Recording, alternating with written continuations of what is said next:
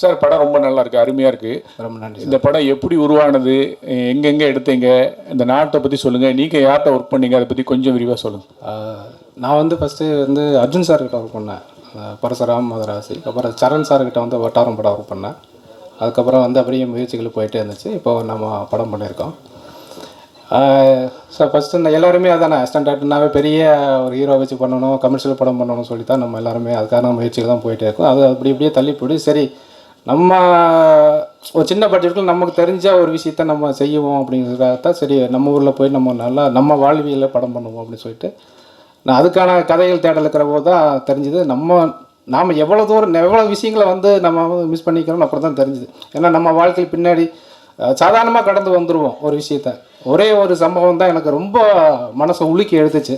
அது ஒரு சின்ன சம்பவம் தான். எப்படின்னா ரொம்ப வெள்ளந்தியான மனிதர், எப்படி அந்த காட்டுக்குள்ளே போய் வேலை செய்வார், தோட்டத்துக்குள்ளே வேலை செய்வார். மற்ற எந்த வெளி உலக அறிவு கூட அவர் கிடையாது. போவார், காலையிலேருந்து சாயந்தரம் வரைக்கும் அந்த காட்டுக்குள்ளே வேலை செய்வார், வந்துடுவார்.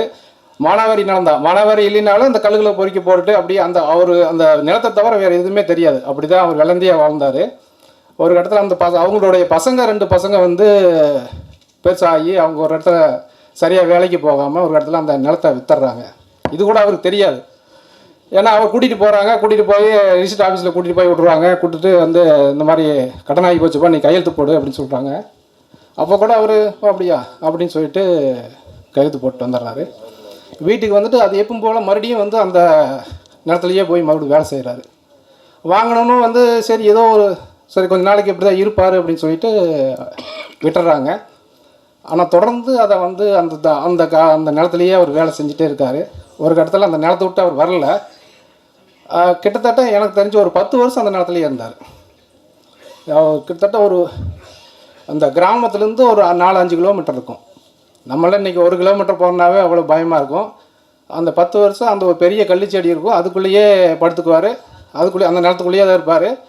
நான் இரவானா நிலத்தை பற்றி பேசுவார். இவ்வளோ விளைஞ்சது, அவ்வளோ விளைஞ்சது, நீங்கள் அவ்வளோ எடுத்துகிட்டு போங்க, இவ்வளோ எடுத்துகிட்டு போங்க. நைட்டு 12-1 மணி வரைக்கும் கத்திக்கிட்டே இருப்பார். வீட்டுக்கே வரல. சாப்பாடு கொண்டு போய் வைப்பாங்க, ஒரு சமயம் சாப்பிடுவார், இல்லை சாப்பிடாம மாதிரி. இந்த மாதிரி அவர் ஒரு இடத்துல மனப்பித்தலாகி அந்த நிலத்துலையே இருக்கார். ஒரு நாள் வந்து பார்த்திங்கன்னா அந்த சத்தம் வரல. எல்லோரும் போய் பார்க்குறபோது நிலத்தை செத்து கிடப்பார். ஸோ அந்த மனிதரோட கதை தான் நம்ம சொல்லணும்னு சொல்லி நம்ம அந்த கதை பண்ணியிருக்கேன். இப்போ நினச்சாலும் எனக்கு அது ரொம்ப உலுக்கி எடுக்கும். நம்ம என்னதான் வந்து கற்பனையாக சில விஷயங்களை செஞ்சாலும் நம்ம வந்து மகிழ்விக்குமா வழியாக, ஆனால் உண்மையை தான் வந்து நம்ம வந்து இன்னும் நல்லா உலுக்கி எடுக்கும். அந்த சம்பவம் எப்பவுமே எனக்கு வந்து ரொம்ப உலுக்கி எடுக்கும். ஸோ அந்த மனிதனுடைய கதை தான் நான் வந்து செய்யணும், பதிவு பண்ணணும் அப்படின்னு சொல்லிட்டு இந்த படம் கதை பண்ணேன். இந்த படத்தை விருதுகளுக்கு எதாவது அனுப்பிச்சிருக்கீங்களா? அனுப்பிச்சிருக்கேன் சார். ஓகே. இந்த படத்தோட கதாநாயகன் மிஸ்டர் கணேசன் தானே அந்த நல்ல பாடலாக நடித்தவர்? பரோட்டா முருகேசன். பரோட்டா முருகேசனா? அவர் வரலையா? இல்லை சார், அவர் ஏதோ கொஞ்சம் அந்த மலேசியாவில் ஏதோ கொஞ்சம் ப்ரோக்ராம் இருக்கிறனால அங்கே இருக்காருனால வர முடியாமல் போயிடுச்சு. சரி, ஓகே, வாழ்த்துக்கள். Okay, thank you sir. Sir director sir படம் ரொம்ப நல்லா இருக்குது. ஆனால் அந்த டைட்டில் நீங்கள் சொல்கிறப்பே சொன்னீங்க, ஒண்டி முனியும் நல்ல பாடணும். நல்ல படம். ஆமாம். ஆனால் டக்குன்னு படிக்கிறதுக்கு நானே இங்கிலீஷில் டைட்டில் வந்தப்போ நல்லா பாடணும் அப்படிங்கிற மாதிரி தோணுச்சு. கொஞ்சம் ஏதாவது மாற்றிருந்தா இன்னும் கேட்கல. அது எனக்கு அது உண்மையாலுமே அது நானும் கூட உணர்ந்தேன். நம்ம இன்னும் கொஞ்சம் எளிமையாக கொஞ்சம் டைட்டில் வச்சு இருந்துருக்கலாமோ அப்படின்னு சொல்லி. என்னென்னா அந்த நம்ம எழுதுகிற போதும் சரி, நம்ம அந்த பார்த்த விஷயங்கள் அந்த மனிதரோட வாழ்ந்த போது கடைசியில் என்ன அந்த என்ன சொல்கிறதுன்னா அந்த கேரக்டர் வந்து நம்மளால் வெளியே வர முடியல. அவன் அந்த மனிதர் நான் பார்த்து அதை எழுதுகிற போதும் சரி, நம்ம படமாக்கும் போதும் சரி, அதை அப்படியே நம்ம உள்வாங்கிறதுனால எனக்கு அது வந்து ரொம்ப ரிலேட்டடாக இருந்துச்சு. அந்த நல்ல படம் விட்டு என்னால் வெளியே வர முடியல. அந்த தாக்கத்தில் வச்சது தான் அந்த டைட்டில். அது மாதிரி படத்தில் வந்து சார் நல்லா காட்டியிருக்கீங்க. பண்ணையார் தான் 2 பண்ணையாடிங்கிறீங்க உங்கள் பக்கம் வழக்கம்னு நினைக்கிறேன். பண்ணையார் அந்த சைடில் பண்ணாடி பண்ணையார் இல்லை, பண்ணாடியோட மனைவிகளுமே வேலையை வாங்கிட்டு கூலி கொடுக்காம அனுப்புவாங்க. அந்த அளவுக்கு காட்டணும். இல்லை, இது இன்னுமே அது வந்து என்ன எதுவுமே இங்கே கற்பனை கிடையாது. நான் அங்கே ஒரு கேரக்டர் அப்படி தான் இருந்தாங்க. அவர் என்னென்னா வட்டிக்கு விடுவார். அவர் வந்து அந்த பண்ணாடி வந்து என்னென்னா வட்டிக்கு விடுவாங்க. நீங்கள் காலையில் சாயந்தரமோ மதியமோ போனீங்கன்னா வட்டி தர மாட்டார். ஈவினிங் காலையில் 7 மணிக்கு போகணும். அவர் தோட்டத்தில் வேலை செஞ்சுட்டு இருப்பார். அவரோட சேர்ந்து நீங்கள் வேலை செய்யணும். சாயந்தரம் வரைக்கும் வேலை செய்யணும். அப்படி எத்தனை பேர் வேலை செய்யணும்? ஒரு நாளைக்கு 10 பேர் அவன் தோட்டத்தில் வேலை செஞ்சுட்டு இருப்பார். 10 நாள் 10 பேர் வேலை செய்வாங்க. சாயந்தரம் கூட்டிகிட்டு போய் வட்டி கொடுப்பாரு, ஃப்ரீயாக வேலை வாங்கிப்பார். இது வந்து உண்மையாக நடந்த ஒரு விஷயம் தான், எல்லாருக்குமே தெரியும் அந்த கிராமத்தில். அதான் அந்த கேரக்டர் கொண்டு வந்துடல. Correct sir. எல்லா பண்ணையாரும் அப்படியே எங்கள் ஊர் பக்கம் கொஞ்சம் நல்ல பண்ணையார்களும் இருக்காங்க சார். எல்லாருக்கும் நம்ம இருக்கோம், நம்ம அப்படி இருக்கிறவங்களையும் நமக்கு காமிக்கணும் இல்லையா, சொல்லணும் இல்லையா, அதுதானே சுவராசியமாக இருக்கும். அதே மாதிரி கதை ரொம்ப நல்லா பண்ணிருந்தீங்க, நீட்டாக இருந்தது. இதே மாதிரி ஒரு கதை பார்த்துருக்குறோம், ஆனால் இந்த மாதிரி இல்லை, இது எக்ஸ்ட்ரானரியாக இருக்குது. ஆனால் ஒரு ஒரு இடத்துல கதை அதை ஃபீல் பண்ணிட்டீங்களா நீங்கள்? ஏன்னா இந்த பையன்களோட சேர்ந்து 2 வீலரில் சுற்றுறாங்க ஃப்ரெண்ட்ஸுங்கெல்லாம். ஆனால் அப்போல்லாம் எங்கள் வீட்டு டம்ளரில் நீ குடிக்கணும்னு ஆசைப்பட்டு வந்து அவங்க தான் உசி போடுறாங்க. டே வால் பார்க்குது, வால் ஊரில் கிராமத்தில் வந்து பக்கத்து கிராமத்து பொண்ணு கூட யார் என்னங்கிறது தெரியும். அது சினிமாட்டிக்காக இருந்தது. அதை யோசிச்சிங்களா நீங்கள்? இல்லை சார், அது என்னென்னா இப்போ எங்கே அங்கே பிரிக்கிறாங்க அப்படின்னா, அந்த நிலத்தை பற்றி பேசிகிட்டு இருக்கிற போது அந்த தாசில்தாரும் பெரிய பண்ணாடியும் பேசிகிட்டு இருக்கிற போது அந்த இவங்க பேசிகிட்டு இருக்கிறது வந்து அந்த நிலவடனோட பையன் வந்து கவனிச்சிருவான். அவள் கவனிச்சுனா இரு அவனுக்கு ஒரு வேட்டி வைக்கிறேன் அப்படின்னா இவனை எப்படி பிரிக்க வைக்கிறது அப்படிங்கிற போது அந்த பசங்களுக்கிட்ட வந்து அந்த ஜாதியை சொல்லி பிரிச்சுட்டான் அப்படிங்கிறக்காகத்தான் அந்த வச்சுருக்கோம். ஏன்னா எல்லாத்துக்குமே சுயநலம் தானே, சுயநலம் எங்கே வரும்போது அந்த ஜாதியை ஏதோ ஒரு ஜாதியை வந்து கருவியாக நம்ம பயன்படுத்திட்டோம்ல. அதான் இல்லை ஒண்டி முனியும் நல்லா பாடணும், நல்ல ஒரு தலைப்பு. இப்போ லேட்டஸ்ட்டாக பார்த்தீங்கன்னா கூழாங்கல், இந்த கொட்டுக்காளி, ஜமா அந்த வரிசையில் வந்திருக்கு. ஓகே, நன்றி சார். ஸோ நீங்கள் ஃபஸ்ட்டு டிஓபியை எப்படி செலக்ட் பண்ணீங்க? ஏன்னா அவருடைய கண் இதில் நல்லா வேறு லெவலில் விஷுவல் காமிச்சிருக்காரு. சில இடங்கள்லாம் மலை மாதிரி காமிச்சிருக்காரு, சில ஷார்ட்ஸ்லாம் அவ்வளோ அழகாக பண்ணியிருக்காரு. நீங்களா கேட்டிங்களா அவரா ஃபிக்ஸ் பண்ணல? இல்லை, 2 பேருமே நல்லா டிஸ்கஸ் பண்ணிட்டோம். ஏன்னா கிட்டத்தட்ட அந்த நம்ம வந்து கதை பண்ணிவிட்டு அங்கே போய் கிட்டத்தட்ட ஒரு 2-3 மாதம் அங்கே வந்து லொக்கேஷன் சர்ச் பண்ணோம்.